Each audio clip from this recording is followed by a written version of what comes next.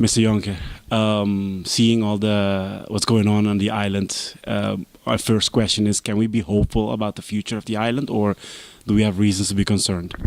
No, we have our problems like every country does, but I think we offer still possibility for a lot of investors on the island. We should be positive. Where we're located in the world is very strategic for business. We're part of the Dutch Kingdom, which makes it very interesting for investors. And if you see the growth in the tourism industry, it's incredible. It means people are discovering the island. The government has some things it has to take care of, and what we're very happy of is that the government asked the social partners, private sector, and the unions to help them in coming up with solutions. And I think we can come up with the solutions. Curacao went through this in the mid '80s already, and we came out of it. And I'm very positive that we'll come out of it again. It's not unsurmountable things that we can't handle. Let's put it that way.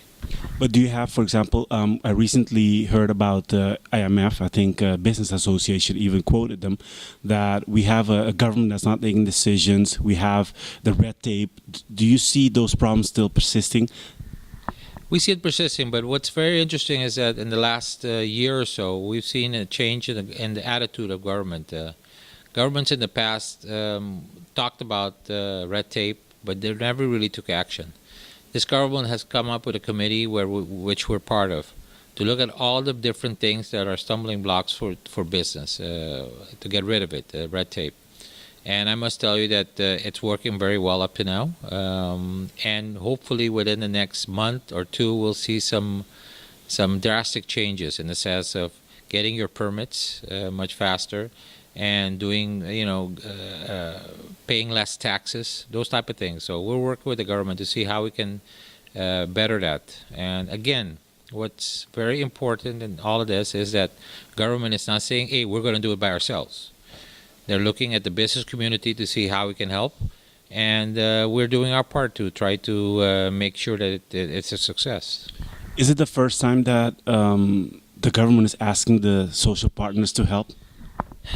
Let me put it this way: the government has always, and since the early 2000s, the government has a what they call a committee that has the government as a tripartite committee, where you have unions, government, and private sector, and we've been talking.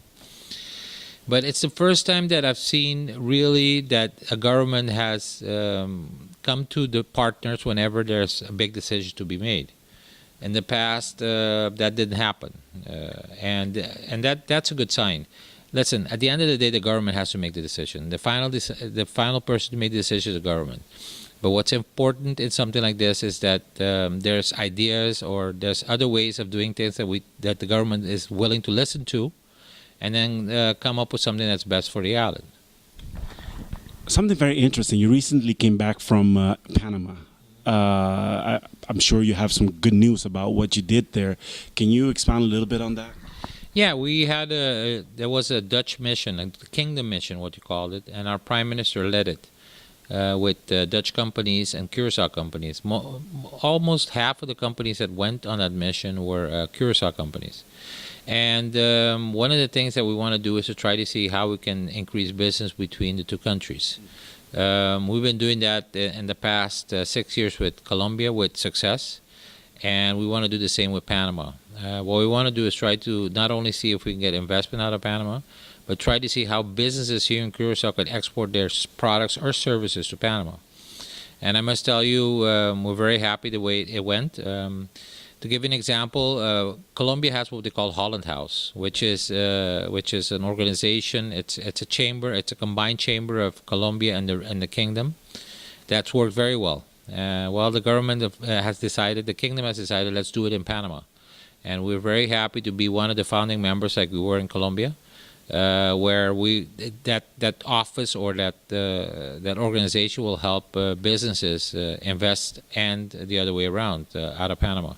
We also signed an MOU with the Chamber of Commerce of Panama so that we can work closely together, get information that is needed for our businesses here, but also for them to get information they need for companies that are willing to either invest in the island or use Curacao as a hub to export their products.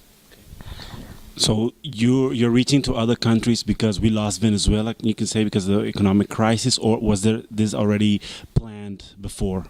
No, it was something that we've been doing. Tell you honestly, I've been president of the chamber for the last 9 years, and when I first started, we worked on Brazil, which was going very well till there was, some scandals in Brazil, and there was problems with their currency. So what we did is we looked at countries in the region where we think that we can do business with both ways. Brazil is still one of them where we're working at, but Colombia is doing very well. We have about 25 companies that are member of the Holland House there that are doing business with Colombia, local companies from here. And we hope that the same will happen with Panama. We're also going to look at Costa Rica, what the possibilities are. Don't forget, we're an island of 150,000 people. For companies to grow economically on the island, that we have to look at export. It's important for U.S. dollars that we need for our island, and it's a way of growing. Colombia has 45 million inhabitants. If I'm not mistaken, Panama has about 8 or 9 million, and if you look at Brazil, it's 220 million. So we're a small island, but we in the past we've always serviced big countries, and I think what we're trying to do is see what the possibilities are in the region. What also is important to us is to see how we can be a jump-off point for Dutch companies that want to go into Latin America. Instead of them going directly and opening offices in Bogota or in Panama, why not open an office here and use Curacao as a jump-off point for them to go into the whole Latin America? I must say there's some already companies that are based in Curacao that are using Curacao as a jump-off point where they assemble products that they ship to Latin America. But we want to see more of that. And that's one of the reasons that we're very active in the Holland House to let Dutch companies see the possibilities. We know the culture of the Latin America. We speak their language. So we think that we can be a good partner for Dutch companies to get into the Latin American countries. Thank you.